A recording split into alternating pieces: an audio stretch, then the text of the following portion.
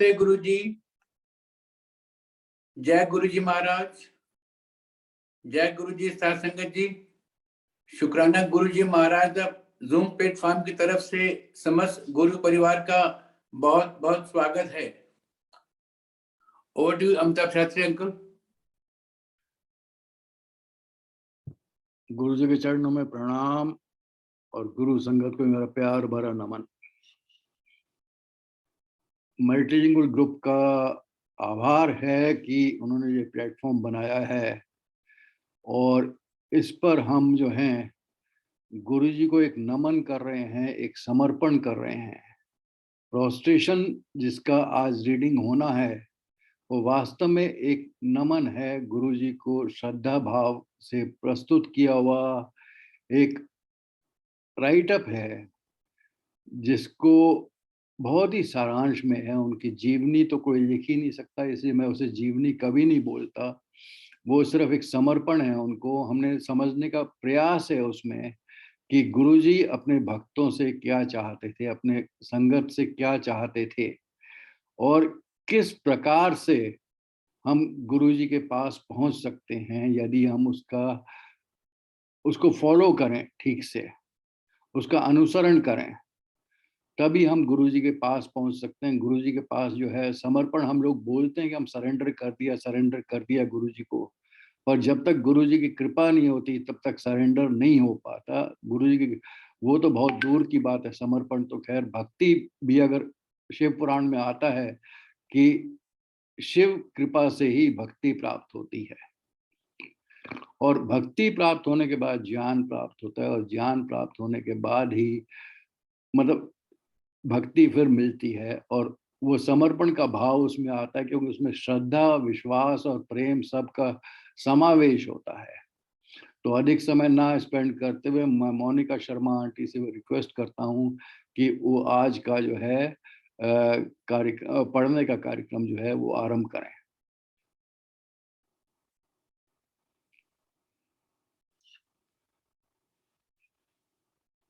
जय गुरु जी।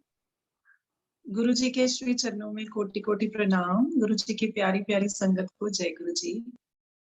शुक्राना गुरु जी महाराज for holding our hands and keeping us in your fold. जैसे कि अंकल ने कहा कि गुरु जी तो indescribable है and we are not worth it, we cannot say anything about him and we have no words to express, but yes, we are in deep gratitude to Guruji, we are in deep reverence to Guruji because he has held our hands. And as we all know, Guruji was the God incarnate, he was the embodiment of Lord Shiva, and we people are so very blessed that Guruji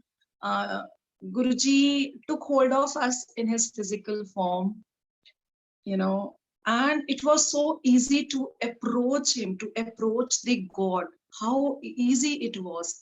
And then Guruji showed us the path of righteousness. He cleansed our souls just sitting in his lotus feet, just sitting in his sharan and listening to Guru Vani. I mean, this is amazing. So, Shukrana Guruji Maharaj, Shukrana Vasan Uncle, and this multilingual Sevadar team. You people are indeed putting your best efforts in, you know, connecting the poor souls to Guruji, giving us the platform, and you know, at times it happens as like when we sit down at the platform, then only we have the realization of the connection of Guruji, and then enlightenment comes. So nobody knows at what moment Guruji is going to bless us on which platform. So I congratulate wholeheartedly to the team who is spending day and night for this cause. I appreciate Shukrana Vasan Uncle and the team members once again for your dedicated services. And today I feel fortunate enough for being chosen to do the seva of reading about Guruji. As Uncle said, like it cannot be Guruji's Jeevni because we cannot describe Guruji in words. So it's a little attempt. So Agya Maharaj, while reading it, in case I go wrong somewhere, please forgive me. Sangaji Bhujuk Mafi. Shukrana Malik. Guruji, Guruji, Guruji, it is God alone who is intimate with his saints, and his saints alone who are intimate with him. Though lakhs know of Guruji or are in a relationship of devotion with him, we still know too little. In fact, not much at all about Guruji, the person. One cannot help but think that this is in accordance with his wishes. Spiritual biographies are not open to the merely curious, for spirituality is not the subject matter of curiosity. It is a highly engaged pursuit. Guruji's biographical details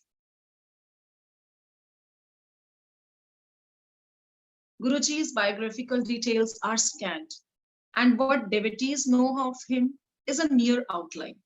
That outline we have cannot be given full credence because as time passes, memories become untrustworthy and incidents become stories and stories become long. With these caveats, what we know follows.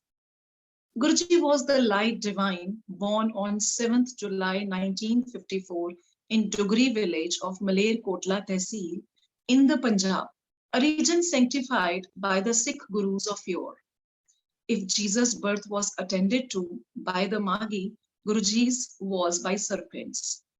A key happenstance which gives the clue to his real identity.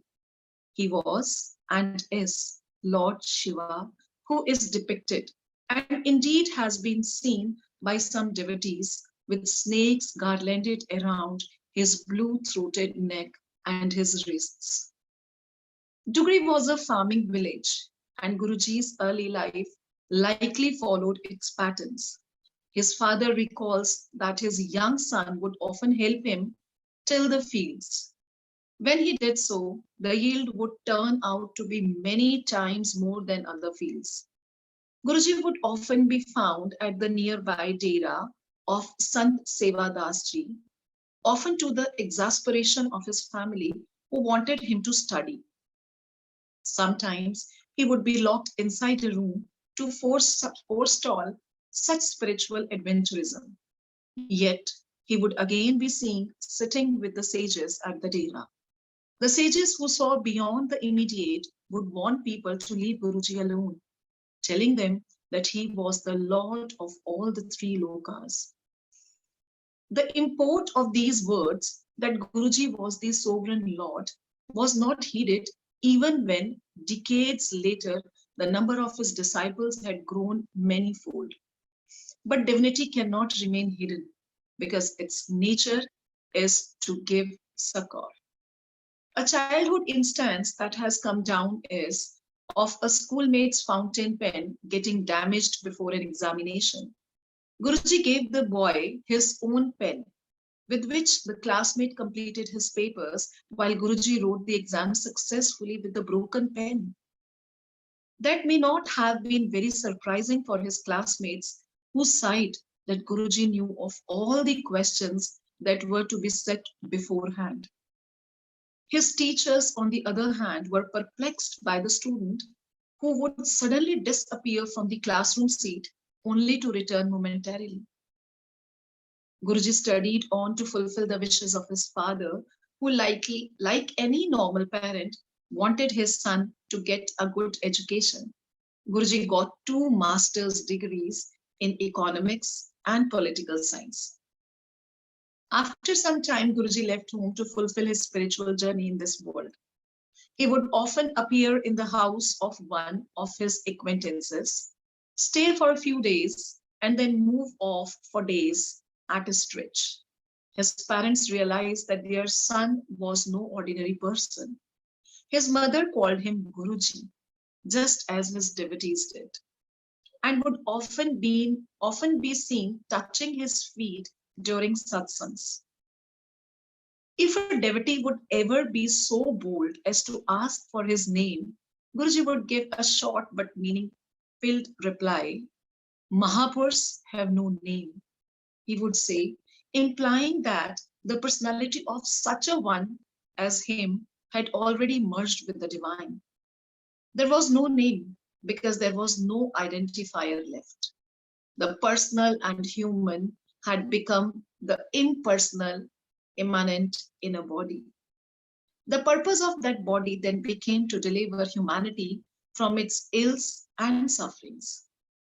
People thronged to Guruji for deliverance from problems, mostly material, of home and hearth and jobs and businesses, to disease that had latched onto them owing to karma. Soon the news of his powers spread all across Punjab and people sought him out. Never for the real thing, Guruji pointed out. He wanted people to come to him as the embodiment of the divine, for the sake of love and for love alone. That love given humbly, he could do a million impossible things. Guruji was a giver. He never expected or took anything from anyone.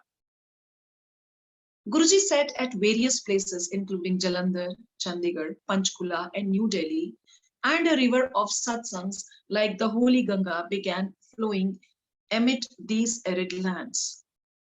It was here that people came from all over India and other parts of the world to seek his blessings. The tea and langar prasad served at Guruji's satsangs were endowed with his special divine blessings. His doors were open to the high and low, poor and rich, to the neighbor as well as the foreigner. One with the divine himself, he observed no distinctions and asked his devotees to bear none in mind. He wanted them to desist from mere outward ritual and superstitions born of fear. He asked them to love God and told them that all religions were one and came from the same source, that there was one God and one universal brotherhood of humanity. Therefore, it stood to reason there could be no distinctions of caste and creed. He had no truck with astrology and ill-informed shortcuts touted as remedies. Instead, he helped his devotees write out their karma, always taking the worst of it upon himself, sacrificing his own body in the process. To him and for his disciples, the Sangat, the votaries of his congregation, were supreme. In return, he merely wanted his devotees to become good human beings, to criticize no one, to help everybody, and to harm none. He exhorted them to turn to the divine and to sow good deeds and behaviors even as he navigated their life, their souls, over the tempestuous waters of their past karma. What mattered most was complete surrender and the unconditional faith reposed in him. Kalyan Karta, Guruji would say, and blessings always is what the devotee would get. He once explained that his blessings were not for this life alone, but extended to self-realization. Guruji never delivered any sermons. His was a process, as he often announced, of practical spirituality. His teachings came via the Shabads that enraptured the hearts of those who sat around him. So his message was received by the devotee in ways that were public as well as intimate, owing to the sacred connection between the Guru and disciple. This connection was the very root of the relationship. It lifted the devotee's life to a level where joy, fulfillment, and peace came easy. The Shabads became a beacon that always showed the disciple his true aim, and they also became a map that told him where he was. Guruji left his form, beloved of devotees, smelling always of roses, on 31st May 2007. It was, in a way, a lesson. He had told his devotees time after time of how evanescent life was. With the manner of his passing, he impressed the lesson on our psyche. In the sanctum of his mandir, devotees have lovingly built his samadhi, Bade Mandir, the sacred temple, set amid an enchanted garden, stands as a mark of his spiritual largesse. So beautiful that many can only exclaim that it is a heaven on earth, and so powerful that they need only pass by it for a blessing. The Guru and the disciple. Who is the Guru and who is the disciple? A beautiful allegory in an Upanishad illustrates the relationship. Two birds, friends of each other, are perched on a tree. One eats the fruit of the tree, but the other looks on without eating. The bird flits about on the tree, going from branch to branch, intrigued by the fruits, tempted by their smell, pecking everywhere. The fruits are both tart and sweet, and the bird experiences respectively aversion and avarice, but it remains intent on eating the fruit. The other bird stays where it is and watches the first bird. Its gaze is as intent, as all-consuming as is the first bird's appetite. The tree on which the birds are perched is the tree of existence, and the two birds stand for the gross individual and the subtle self. The individual identifies itself with the body and goes about entertaining itself. The subtle self, the lustrous watching bird, is merely the witness. It looks on as the other bird is assailed by frenetic activity and its results of pleasure and pain. When at last the individual is browbeaten by experience, when he has had enough, he looks up at the other bird, at his very own self. At this moment, the latent guru and disciple relationship is made manifest. The guru is the inner self of every disciple. He is the mirror in which the disciple can see and know himself. But before knowing or coming to the inner guru, the disciple needs an external manifestation of his own self. Since we have for lifetimes been intent on gaining and grasping and doing, interiorization is difficult. So accustomed are we to living in the plane of an exterior world that we need an external entity to come and prod us to the inner reality. This is the grace of the Guru. The Guru and his grace are not different from each other. Grace is the characteristic of the Guru. So are all the other attributes of the self. Desirelessness, fearlessness, omniscience, omnipresence. In fact, the Guru is God who has come for you. He is your very own personal Isht, your beloved friend, the heart of your heart, the inner reality of your supreme self. Your Guru watches so intently, with such an exuberance of grace that you are bound to look up at him. This is the law of love. It may take lifetimes for you to look up, but look up to the crystal clear face of Guruji, you will.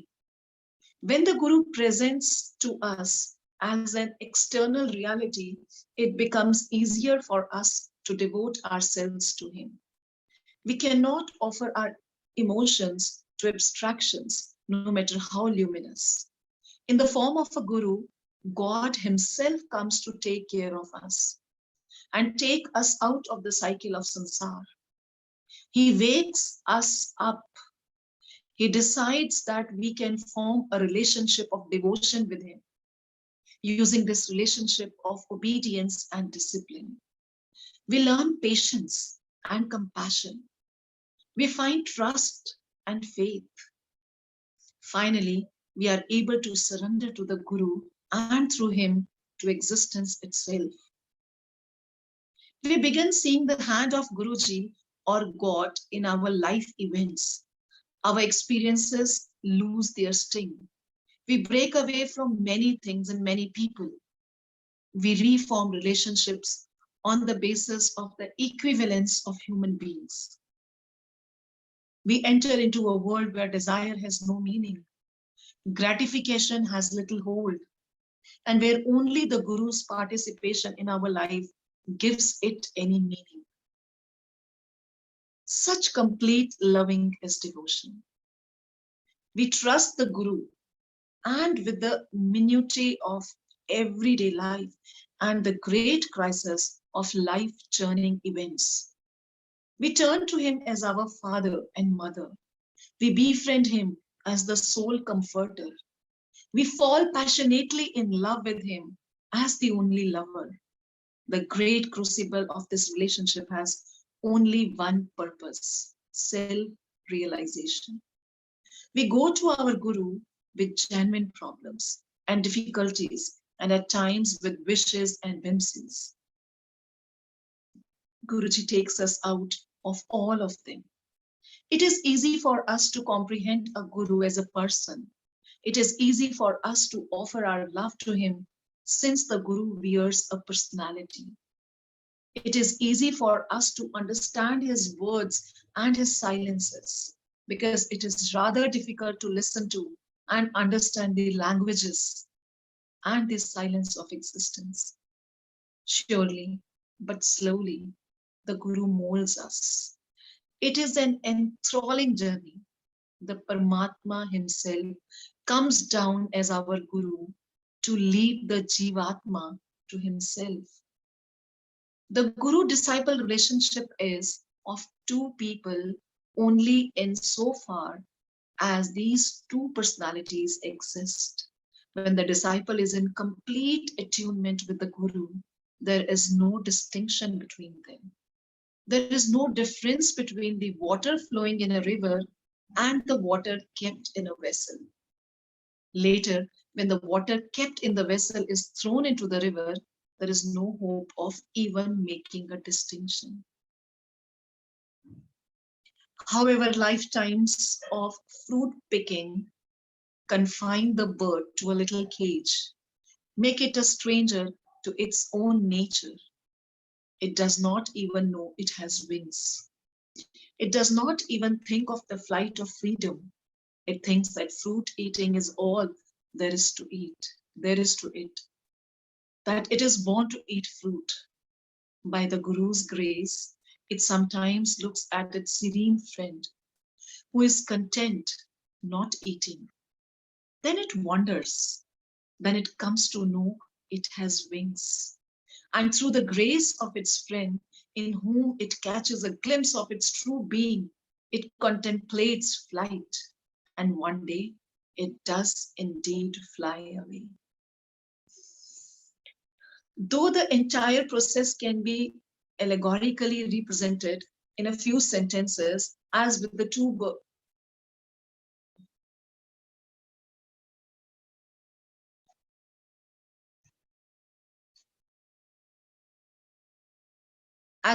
birds of the Upanishad, the process can take lifetimes. The wonderful thing is the amazing commitment of the Guru to rescue the disciple time after time from the many entanglements the disciple is sure to ensnare herself in. The Guru intervenes when the disciple gets herself into trouble. He comes to her rescue when the disciple is stuck inside karma's noose. The Guru sacrifices his own illimitable wealth of Shakti to save the disciple. The disciple is thus fully beholden to the Guru. It is the Guru who, as it were, hands back the disciple's soul to him. It is the ultimate gift, the fulfillment of the Guru's unconditional love. Yet the disciple is disobedient. The disciple finds reason to mutter and grumble at the guru's shepherding. She or he is unable to understand why the guru shapes her or his life in the way he does. To confound their already perplexed brains further, the guru treats each disciple differently. That is, he looks upon all with the eye of same-mindedness. But when it comes to our training and instruction, our journey to self-realization, individual temperaments, and the different arcs of karma on which we travel have to be taken into account. Only the guru knows what is apt for whom. The sweet that gives you energy is poison for a diabetic. It is great good fortune that leads us to a guru. But then we resist the guru by not following him. We place ourselves in an unenviable and ridiculous position. We are living in and enacting a circus. And when the master finally comes to relieve us, we want to stay back. We like our cages. We think our relationships are permanent. We agonize over them. We merely defer our liberation. But when our experience of the world shows us for what it truly is, when we grow distasteful and disillusioned, when the fruit of our experience ripens, then we lift our heads up from the hay and search. If we truly follow a guru's path, we quickly learn that we have not come upon this earth to sate our thirst for sensual pleasures or satiate our ambition. The Guru shows us the futility of the world. It is unreal. We don't hanker for it. We find that its rewards and punishments are meaningless, that they are given to an individual that does not exist. We find that pleasure and pain and all the affairs of men flow with the ebb and tide of time.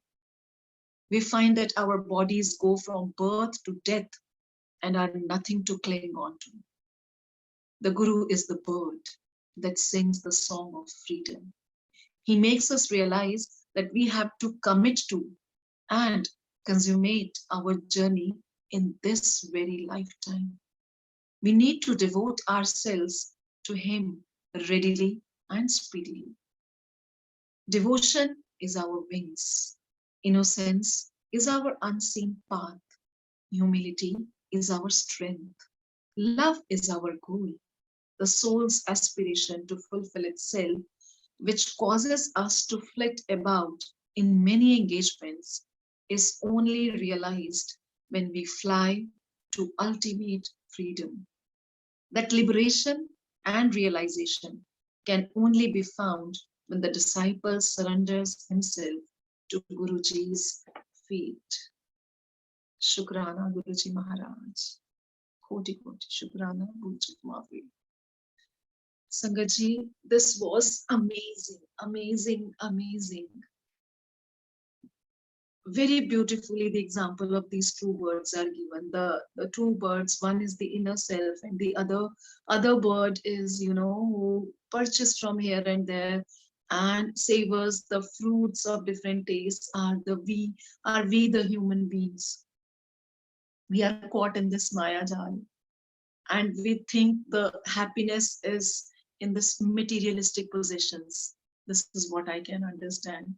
And the other bird, which is sitting on the other branch and just watching, is our inner self. Sooner or later, when we are tired of all these worldly possessions, and then we desperately search for this, the true happiness, the true contentment, the true love, the true bond, then appears the Guru. And when the Guru appears, then we have the self-realization. Without the Guru's presence in our life, we don't even have this realization that this world is nothing but a dark well. We love being in it, and we do not know that we are caught in the darkness of ignorance, darkness of, the ignorance of the purpose of our being on this earth, darkness of the true love, darkness of the true surrender. We are engulfed and we are happy. But at the same time, when when the moment comes when we are fed up, we start calling for help, because when we feel that we have felt that darkness, we have enjoyed everything, or uske baad, when the good Lord himself, when Guru himself listens to our prayers, he comes to catch hold of us, he offers his hand, and we also raise our hand to help us out. But at the same time, when the Guru asks for the conditions, the true love, the faith, the total surrender and all, and then again we get into the dilemma, like, this is better, we won't be able to do that. To love Guruji is easy, but to live Guruji is quite tough. But Sangatji, what I feel is we are indeed very much blessed. Amazingly, at times when I sit down, I have the realization, just sitting in the aura of Guruji, we get to know about all this enlightenment things. The path of righteousness, we lead to the path of righteousness. Just sit down quietly and listen to the Shabd of Guruvani. Just that's it. Guruji had never, he had never given the pravachans, he had, but his aura was so great. Whatever I was reading in the Jeevani written, at the same time I was having the goosebumps and I was having the realization, yes, so true it is. Such में practical hai. We understand all this, and then the theory comes in front of us. और जब हम वो theory को पढ़ रहे हैं, then we have the realization कि हाँ, इन सब चीजों का तो मैंने एहसास किया है. So this is how, Shukrana Guruji Maharaj. Guruji is indescribable. You are indescribable. How can we describe you? Your glory is so great. We are in your Sharan, and this is our blessed fate. This is what I can say, Guruji. I only know that we are supported by you. Even if you are not in physical form, we are being guided by you at every breath. You are with us. You walk beside us, and we feel your presence. Shukrana, Guruji Maharaj. Shukrana. Guruji has given a new life to us, a different meaning to our life. So we are not worth to express our devotions, our love to Guruji, our reverence, our gratitude to Guruji. We cannot. I must say, it can't be even a drop in an ocean. If we want to express our heartfelt gratitude towards Guruji, if we devote every breath of ours in this lifetime, even that would not be that drop of, a small drop of water in that huge ocean. So to conclude, I must say, Shukrana, Guruji Maharaj.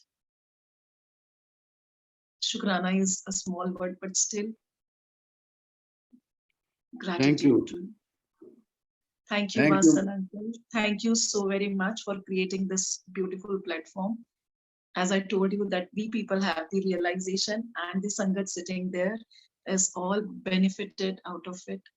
So I congratulate you and the entire team and the entire Sangat who is here right now. Thank you so very much, Uncle. Thank you, Monika Aunty. Thank you very much. Vasan uncle, इसमें जो reading हुई है उसमें एक गलती है, वो कि गुरुजी का पोस्ट ग्रेजुएशन जो था वो इंग्लिश और इकोनॉमिक्स में था, not in economics and political science. That correction में please be done and noted by the entire संगत that he did his 2 post graduations in English and economics. And now I request Sabita Batra Aunty to please come up and start with the Hindi reading. Well noted, sir. We will incorporate the amendments. Jai Guruji.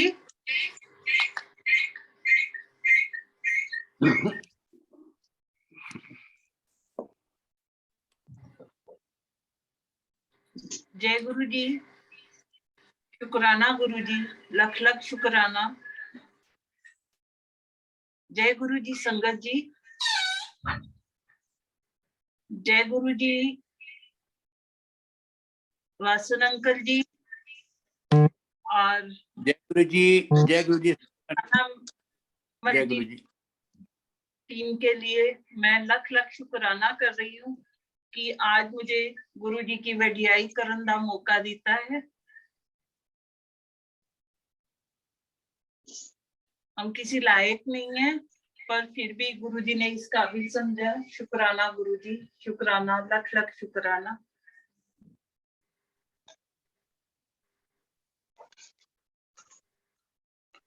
Gurbani शब्द, उसके बाद शिव पुराण और गुरुजी वचन भी, वचन, और उसके बाद आज ये गुरुजी को नमन. शुक्राना मल्टीलिंगम टीम, जो आप सब मिलकर गुरुजी के विचार, गुरुजी के दिए हुए वचनों को हम सब आम जनता तक, आम संगत तक पहुंचाने का जो प्रयास कर रहे हो, not even in English, Hindi या मतलब पंजाबी में, और ऑल अदर लैंग्वेज में, मतलब कि मराठी, गुजराती और अनदर लैंग्वेज में भी आप आम संगत तक पहुंचाने के लिए गुरुजी के वचनों का जो प्रयास कर रहे हो, उसके लिए शुक्राना शुक्राना शुक्राना. Guruji bless all of you and your team. You have done a very good job. आज मुझे बहुत अच्छा लग रहा है कि मैं उस मतलब कि ग्रुप का या इस टीम का एक पार्ट हूँ, और इस प्रयास में एक छोटा सा बेबी स्टेप लेने की कोशिश कर रही हूँ. शुक्राना शुक्राना शुक्राना. Amitabh uncle, you are very beautiful, pure, divines. Guruji bless solo. आपका प्रयास हम संगत को जोड़ने के लिए और हम संगत तक गुरुजी के वचनों को और उन वचनों पर चलने के लिए प्रेरित करने के लिए जो प्रयास आप और सुरेश वासन अंकल कर रहे हैं, you both are, you all are. Hats off to you. Guruji bless you and your family with good health, wealth, each and everything in this world. Athevi te othevi, ang sang sahairan Guruji, यहाँ भी और वहां भी. शुक्राना शुक्राना शुक्राना. Monika Aunty, you have done very beautiful explanation. Guruji bless you and your family. गुरुजी को नमन. संगत जी पढ़ते हुए, गुरुजी के नमन करते हुए, उसको पढ़ते हुए अगर मेरे से कोई भूल हो जाए या गलती हो जाए, मुझे माफ करना, मुझे क्षमा करना गुरुजी. हम तुच्छ, बहुत तुच्छ प्राणी हैं, प्रयास कर रहे हैं आपके चरणों से जुड़ने का. और आपके वचनों पर चलने का। शुक्राना शुक्राना शुक्राना गुरु जी। गुरु जी को नमन। गुरु जी गुरु जी गुरु जी। एक केवल विधाता ही अपने संतों के साथ आत्मीय एवं अंतरंग संबंध स्थापित करते हैं और उनके संत अपने आराध्य के साथ। यद्यपि लाखों गुरु जी के अवगत हैं, फिर भी हम उनके बारे में अत्यंत कम जानते हैं। वास्तव में व्यक्ति स्वरूप गुरु जी के बारे में तो हमारा ज्ञान शून्य से अधिक कुछ भी नहीं है। ऐसा प्रतीत होता है कि यह उनकी अभिलाषा के अनुसार है। आध्यात्मिक कथाएं मात्र जिज्ञासुओं के लिए नहीं है, क्योंकि आध्यात्मिकता केवल जिज्ञासा का प्रसंग नहीं है। वास्तव में यह अत्यंत गूढ़ विषय है, जिसको समझने के लिए बहुत उत्तम और सतत परिश्रम की आवश्यकता है। गुरु जी के जीवन की जानकारी इतनी सीमित है कि उसे मात्र रूपरेखा ही कह सकते हैं। जो रूपरेखा हमारे समक्ष है, उसे पूर्ण विश्वसनीयता के साथ सत्यापित कर नहीं किया जा सकता है, क्योंकि समय के साथ यादाश्त पर विश्वास करना कठिन हो जाता है। प्रसंग कहानियां बन जाती हैं और कहानियां और लंबी लोक कथाएं। इस आधार पर जो हमें ज्ञात है वह वर्णित है। आप संगत के लिए प्रस्तुत है। गुरु जी दिव्य ज्योत थे। उनका जन्म 7 जुलाई 1954 को पंजाब के मेलेर कोटला तहसील के डुगरी गांव में हुआ था। पंजाब सदा से सिख गुरुओं का पुण्य स्थल रहा है। जैसे यीशु मसीह के जन्म पर 3 ज्ञानी पुरुष पहुंच गए थे, गुरु जी के जन्म पर सर्प दिखे थे। एक प्रमुख किंतु अद्भुत संयोग जो उनकी वास्तविकता से अवगत कराता है, वह शिव थे और हैं, जिनका चित्रण उनके नीलकंठ और हाथ में लिपटे हुए सांपों से दृष्टिगोचर होता है। यह भी सत्य है कि कुछ अनुयायियों ने उनका यह रूप देखा है। डुगरी कृषि प्रधान ग्राम था और गुरु जी का बचपन भी उसी वातावरण में व्यतीत हुआ। उनके पिता बताते हैं कि उनका छोटा पुत्र अक्सर खेती में सहायता करता था। जब भी ऐसा होता था, उससे उनके खेत की पैदावार आसपास के खेतों से कई गुना अधिक होती थी। गुरुजी अक्सर निकट ही संत सेवा दास जी के डेरे पर मिलते थे। उनके परिवार के सदस्यों की इच्छा के विपरीत, जो चाहते थे कि गुरुजी अपनी पढ़ाई की ओर ध्यान दें, उनकी इस आध्यात्मिक प्रवृत्ति को रोकने के लिए उनको कभी कभी कमरे में बंद कर दिया जाता था। फिर भी गुरुजी डेरे पर संतों के साथ बैठे हुए मिलते थे, जहां पर बहुत बड़ी संख्या में अनुयायी आते थे। भविष्य दृष्टा संत लोगों को सजग करते थे कि गुरुजी को अकेला छोड़ दें, क्योंकि वह 3 लोकों के स्वामी हैं। इन शब्दों की महत्ता कि गुरुजी त्रिलोकी नाथ हैं, उस समय भी या दशकों उपरांत जब उनके भक्तों की संख्या बहुत बढ़ गई, समझ में नहीं आई। किंतु देवत्व कभी छिपा नहीं रह सकता, क्योंकि कष्ट निवारण तो उसकी प्रवृत्ति है। उनके बचपन के एक दृष्टांत के अनुसार उनके एक सहपाठी का पेन परीक्षा से पूर्व टूट गया था।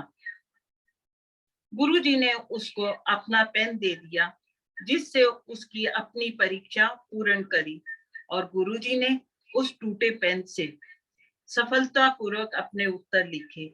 यह उनकी कक्षा के विद्यार्थियों के लिए कोई महत्वपूर्ण घटना नहीं थी। उनके अनुसार गुरुजी को परीक्षाओं के आने वाले प्रश्न पहले से ही ज्ञात होते थे। उनके अध्यापक शिष्य की कक्षा से अचानक थोड़ी देर के लिए अंतर्ध्यान हो जाने की घटनाओं को सदा विस्मित रहते थे। गुरुजी अपने पिता की इच्छा पूर्ति के लिए पढ़ते रहे, जो अन्य सामान्य अभिभावकों के समान चाहते थे, और उनका पुत्र एमए की उपाधि प्राप्त करे। गुरुजी ने अंग्रेजी और अर्थशास्त्र में 2 उपलब्धियां प्राप्त करी। कुछ समय के उपरांत गुरुजी ने इस संसार में अपनी आध्यात्मिक यात्रा के लिए घर छोड़ दिया। वह अक्सर अपने किसी परिचित के घर पर प्रकट हो जाते थे, कुछ दिन रहते थे और फिर यहाँ तो चल पड़ते थे या कई दिनों के लिए लुप्त हो जाते थे। उनके माता पिता समझ गए कि उनका पुत्र कोई साधारण पुरुष नहीं है। उनकी माँ अन्य भक्तों की भांति उनके गुरुजी से संबोधित करती थी और उन्हें सत्संगों में अक्सर गुरुजी के पैर छूते हुए देखा जा सकता था। यदि कोई भक्त निडर होकर उनका नाम पूछ भी लेता था तो गुरुजी उसको एक छोटा सा किंतु अर्थसंगत उत्तर देते थे कि उन महापुरुषों के कोई नाम नहीं होते। इस कथन का अभिप्राय मात्र इतना होता था कि उनके व्यक्तित्व के समान स्वयं ब्रह्मा में ही समाहित है, दोनों एक ही हैं। नाम के लिए जिस भिन्नता की आवश्यकता होती है उसका लोप हो चुका है। एक निजी मानव शरीर होते हुए भी वे व्यक्तित्वहीन और अंतर्यामी थे। तत्पश्चात उस शरीर का उद्देश्य मानवता को उनके दुखों और कष्टों से छुटकारा दिलाना हो गया।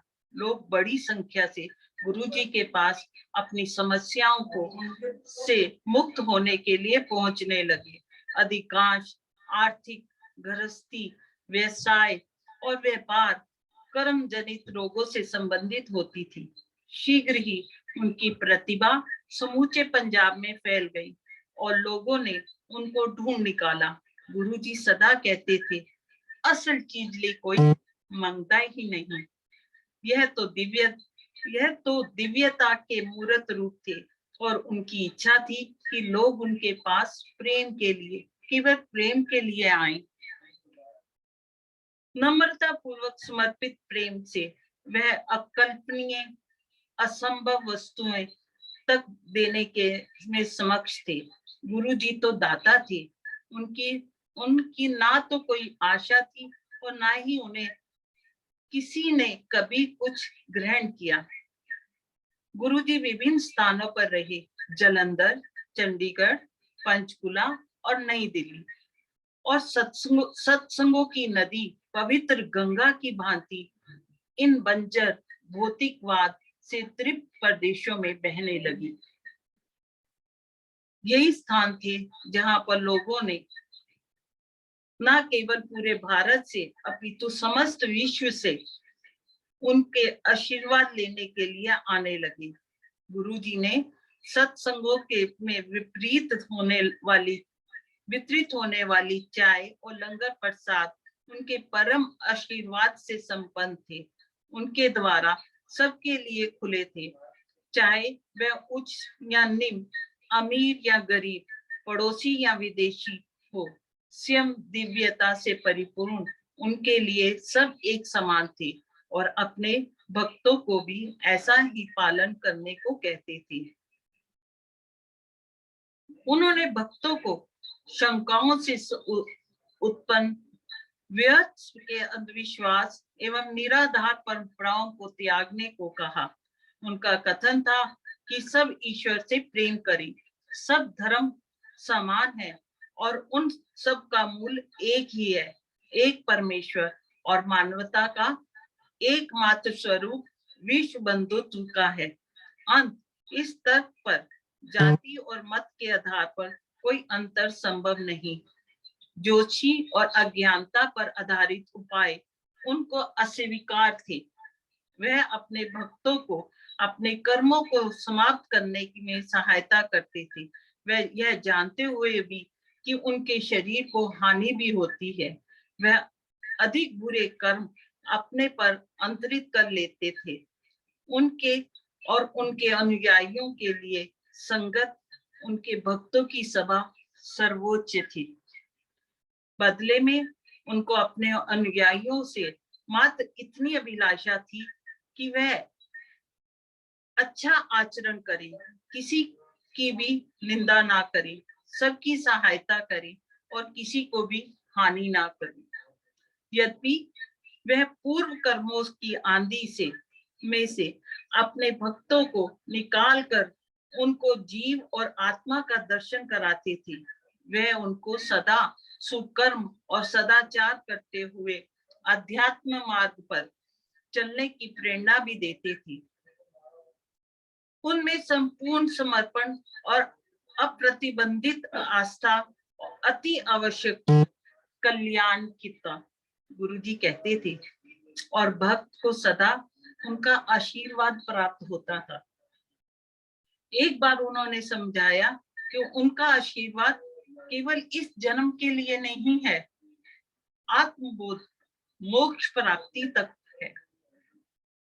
गुरुजी ने कभी कोई प्रवचन नहीं दिया, वह सदा व्यवहारिक आध्यात्मिकता के कर्ता थे, जैसा वे अक्सर कहा भी करते थे। उनके संदेश उन शब्दों के माध्यम से प्रसारित होते थे जो उनकी सभा में बैठे हुए भक्तों के हृदय को भाव विभोर कर देते थे। अतः अनुयायी गुरु शिष्य में स्थापित पवित्र संबंध बनने पर उनके संदेश सार्वजनिक रूप पर या निजी रूप से ग्रहण कर लेते थे। यह पावन रिश्ता आपसी संबंध का मूल आधार था। वह भक्त का जीवन उस स्तर तक उठा देते थे जहां तक सुख, आपूर्ति और शांति सुगम होती है। शब्द मार्गदर्शक बन जाते थे, जो न केवल अनुयायी को उसका वास्तविक लक्ष्य बता देते हैं, वह उसको उसकी वर्तमान स्थिति से भी अवगत करा देते थे। गुरुजी ने 31 मई 2007 को शिष्यों का प्रिय सदा गुलाब से पुष्पों से सुगंधित शरीर त्याग दिया। एक प्रकार से यह एक शिक्षा ही थी। उन्होंने अनुयायियों को बता दिया था जीवन कितना क्षणभंगुर है। जिस भांति वह चले गए, उन्होंने यह पाठ सबके मनस्पटल पर स्थायी तौर पर से छोड़ दिया है। अति सुंदर बाग में स्थित, सबको मंत्रमुग्ध करने वाला पवित्र बड़ा मंदिर उसकी आध्यात्मिक धरोहर है। वह इतना अद्वितीय है कि उसे पृथ्वी पर स्वर्ग ही कहा जा सकता है, और इतना शक्तिशाली कि आशीर्वाद के लिए मात्र उसके निकट से गुजर जाना ही काफी है। गुरु एवं शिष्य। गुरु कौन है और शिष्य कौन है? मांडव्य उपनिषद में वर्णित कथा से यह संबंध स्पष्ट हो जाता है। दो पक्षी जो अविभाज्य मित्र हैं, एक वृक्ष पर बैठे हैं। एक उस पेड़ के फल खाता है, किंतु दूसरा देखने में अत्यंत तेजस्वी बिना खाए देख रहा है। एक पक्षी पंख फड़फड़ाते हुए एक टहनी से दूसरे पर उछलते हुए फलों से आकर्षित उसकी सुगंध से मुग्ध अपनी चोंच हर जगह चला रहा है। खट्टे और मीठे दोनों प्रकार के फल खाते हुए चिड़िया को घृणा और लोभ दोनों अनुभव होते हैं, परंतु वह फल खाने में व्यस्त है। स्थिर पक्षी अपने स्थान पर दूसरे को देखता रहता है। उसकी दृष्टि उतनी ही एकाग्र और लीन करने वाली है जितना पहले की भूख। पक्षी जिस वृक्ष पर बैठे हुए हैं, वह जीव के अस्तित्व का वृक्ष है। पक्षी क्रमशः स्थूल शरीर और सूक्ष्म शरीर के घटक है। प्राणी अपने आप को अपने भौतिक शरीर से पहचानता है और सदा अपना मनोरंजन करता रहता है। सूक्ष्म शरीर ओजस्वी पक्षी मात्र दर्शक है। वह दूसरी चिड़िया से उत्तेजित कर्मों और उसमें उत्पन्न सुख और दुख को देख रहा है। जब वह पक्षी अपने मायावी अनुभव से तृप्त हो जाता है, वह दूसरे पक्षी को देखता है, अपने सूक्ष्म रूप को। यही वह समय है जब अदृश्य गुरु और अनुयायी का संबंध स्थापित होता है। गुरु प्रत्येक शिष्य की अंतरात्मा है। गुरु तो वह दर्पण है जिसमें अपनी छाया को देखकर अनुयायी अपने आप को जान सकता है।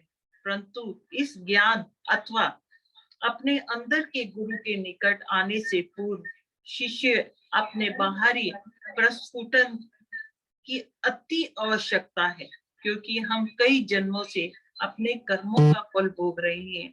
आत्मज्ञान सरल नहीं है। हम इसके इतने आदी हो गए हैं कि हमें अपनी आंतरिक सत्यता से अवगत कराने के लिए, प्रोत्साहित करने के लिए एक बाहरी माध्यम की आवश्यकता होती है। यही गुरु कृपा है। गुरु और उसकी कृपा में कोई अंतर नहीं है।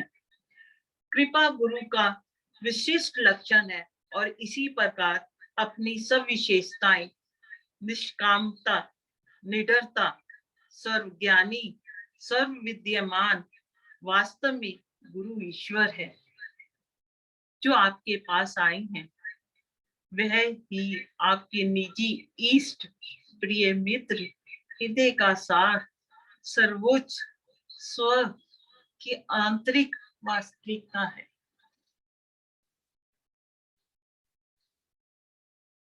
आपके गुरु आपको ध्यान पूर्वक देखते हैं, इतनी दया दृष्टि से कि आप स्वतः ही उनको आदर देने को बाध्य हो जाते हैं। यह प्रेम का नियम है। इस अवस्था तक पहुंचते में भले ही कई जन्म लग जाएं, किंतु यहाँ गुरु को स्पर्श देखने वाली तुर्यावस्था तक पहुंचना निश्चित है। जब गुरु बाहरी वास्तविकता बनकर आते हैं, हमारे लिए उनको समर्पण करना सहज हो जाता है। हम भाव को कल्पना नहीं कह सकते, भले ही वह कितने प्रकाशमान हो।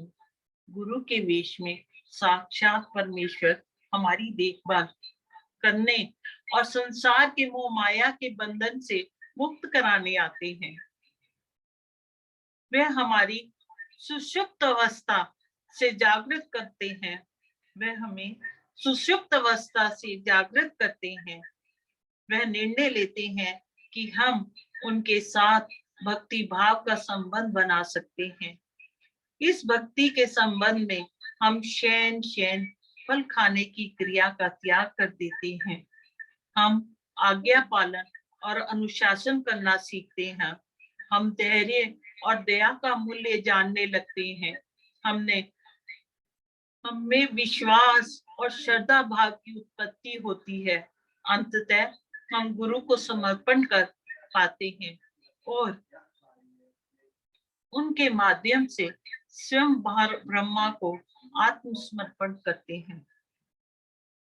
हमारे जीवन में हो रहे हर कार्य में हमें गुरु और परमेश्वर की सहायता का अभ्यास होने लगता है।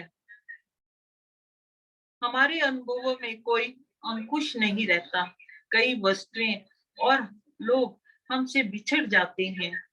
सब मनुष्य की समानता हमारे संबंधों का आधार होता है। हम उस संसार में प्रवेश करते हैं जहाँ कामना का कोई स्थान नहीं है, संतुष्टि निरर्थक है, और जहाँ जीवन में केवल गुरु की उपस्थिति सबसे अधिक महत्वपूर्ण है। ऐसा अगाध प्रेम ही भक्ति है। जीवन में प्रतिदिन ही उथल पुथल और अन्य समस्याओं से निवारण के लिए गुरु पर पूरा विश्वास रहता है। हम उनको माता पिता सदृश्य मानते हैं, हमारे मित्र बनकर वह एकमात्र सांत्वना दाता है। हम उनके ऐसे अनुराग करने लगते हैं मानो हमारे अलावा कोई और प्रेमी नहीं है। इस संबंध का एक ही प्रयोजन है, आत्मबोध।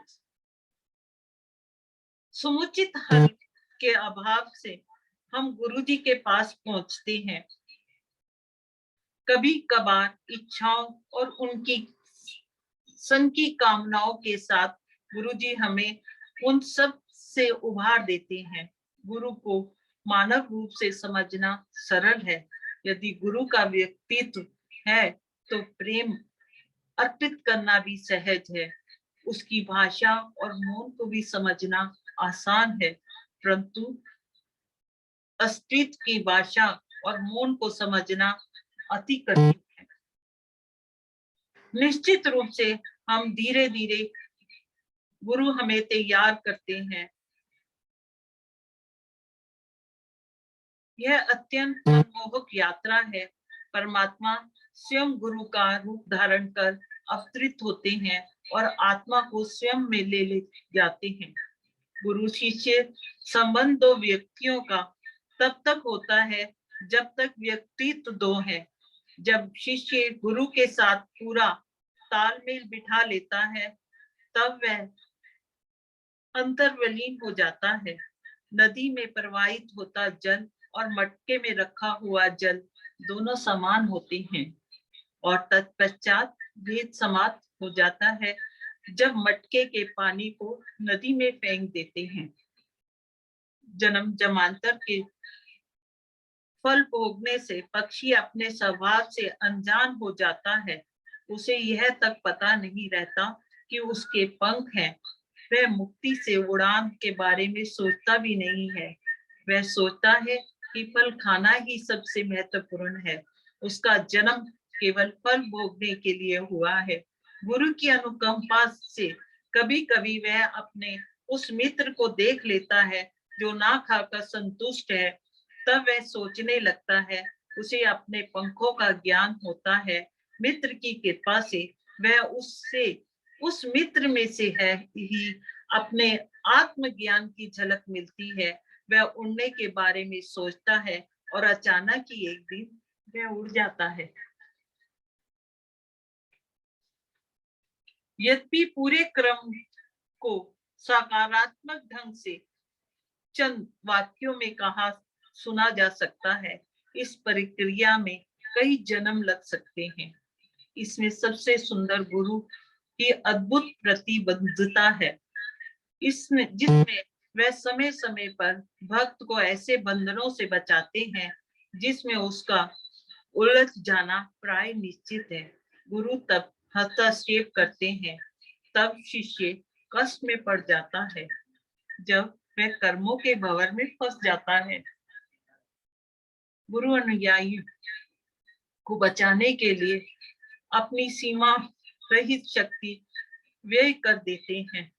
ऐसे शिष्य गुरु का आभारी हो जाता है। इस प्रकार से गुरु उसकी आत्मा उसको वापस लौटाते हैं। यह तो श्रेष्ठ भेंट है।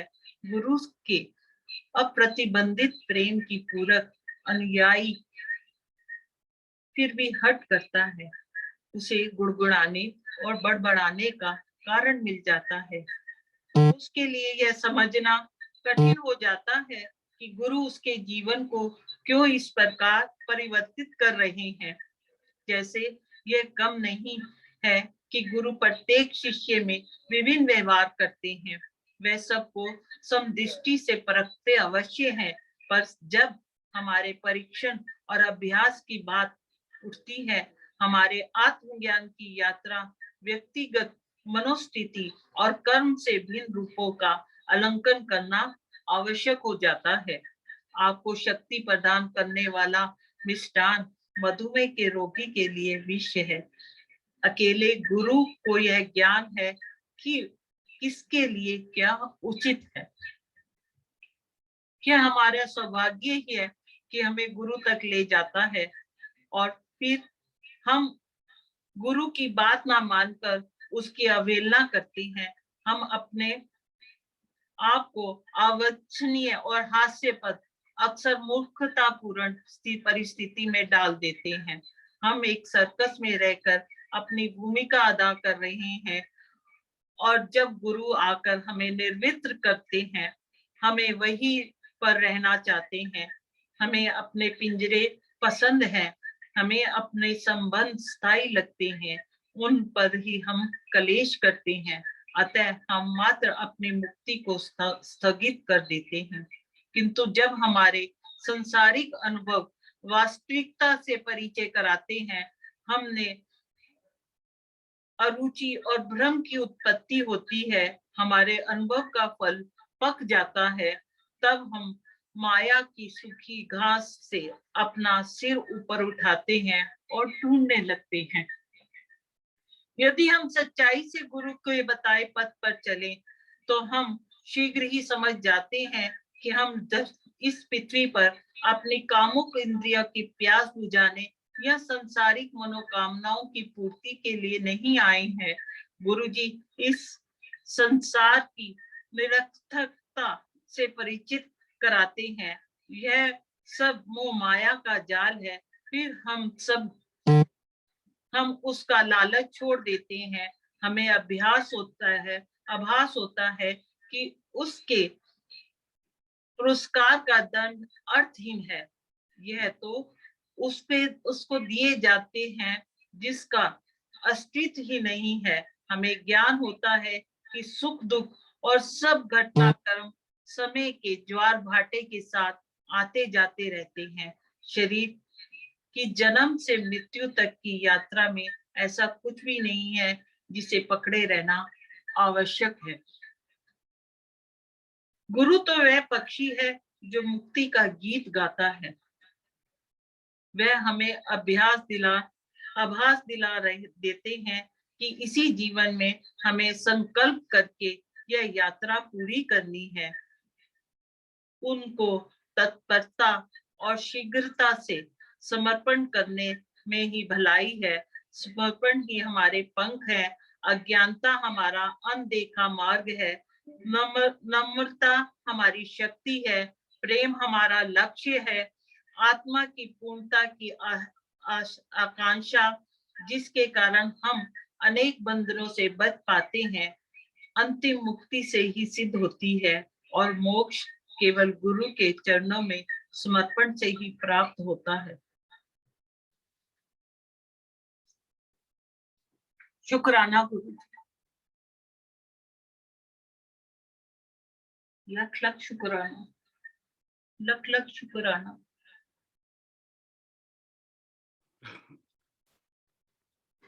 संगत जी, योनियों के बाद मनुष्य जीवन मिलता है और मनुष्य जीवन 84 लाख योनियों के बाद मनुष्य जीवन मिला है और उसमें सतगुरु मिल जाए ना, बस। जे तू ना फड़दा बां आसा रुल जाना सी, सानू किथे ना मिलदी था असी रुल जाना सी। हमारी कोई औकात नहीं कि हम ढूंढे, हम तो जन्मों जन्मों की मैल हमारे ऊपर चढ़ी हुई है गुरु जी ने। पर गुरु जी ने जब हमारी बाह पकड़ी और हमें सतगुरु मिला है ना, मैं यही कहूंगी हमारी जीवन यात्रा सफल हो जाएगी अगर हम किए जो गुरु जी के दिए हुए वचनों पर चलें और उन्हें माने और उन्हें स्वीकार करें, निंदा और अपने अंदर की जो जन्मों की मैल है उसे दूर। शुक्राना, शुक्राना गुरु जी, लख लख शुक्राना अपने चरणी रखने। चंद शब्दों में यही कहूंगी, शुक्राना, लख लख शुक्राना, कोटि कोटि शुक्राना ये सेवा देने के लिए भी और पढ़ते हुए हुई भूलों के कारण भी आप सबसे माफी चाहूंगी और शुक्राना ये सेवा बख्शने की।